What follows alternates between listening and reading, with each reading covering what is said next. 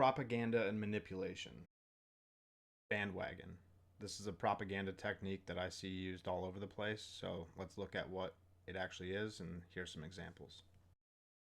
This approach suggests that everyone is doing it or believing it, so you should too. It's used to make individuals conform to what appears to be a majority view, often seen in social media where popularity can be manufactured through likes or shares. Yeah, I definitely see this all over the place. I think probably the biggest or most apparent one was like right after Kamala Harris started her campaign.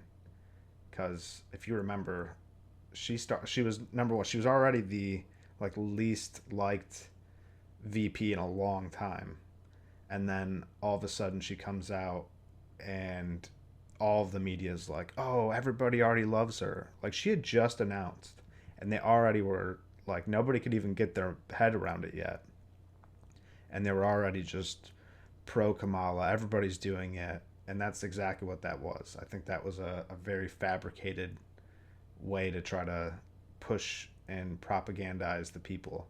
And not only did they get the media to do it, but the Democratic Party also paid a bunch of people on social media to be its like tentacles out of the whole operation.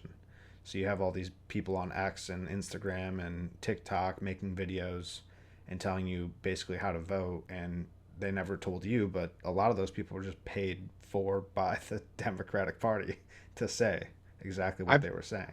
I've seen that, and it's even worse than that in my mind too, because that bandwagon technique it made it seem like Kamala Harris was the only choice to, and the people didn't have any choice. Like they didn't have a primary, a proper one.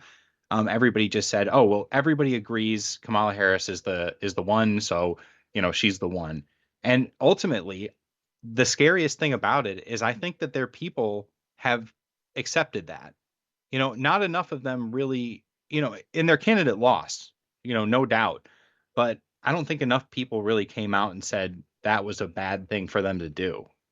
And in my mind, that's really, really scary. And that's a manipulation technique being used, by our media to install a candidate.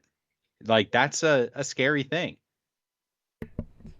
Yeah, and I think it's probably not something that we should try to continue to do. But if anybody else has any uh, examples, go ahead and share those below. Let us know. And we're going to try to go through a couple of these every now and then. Thanks, everyone. Share, follow. You know what to do. Love you. Bye.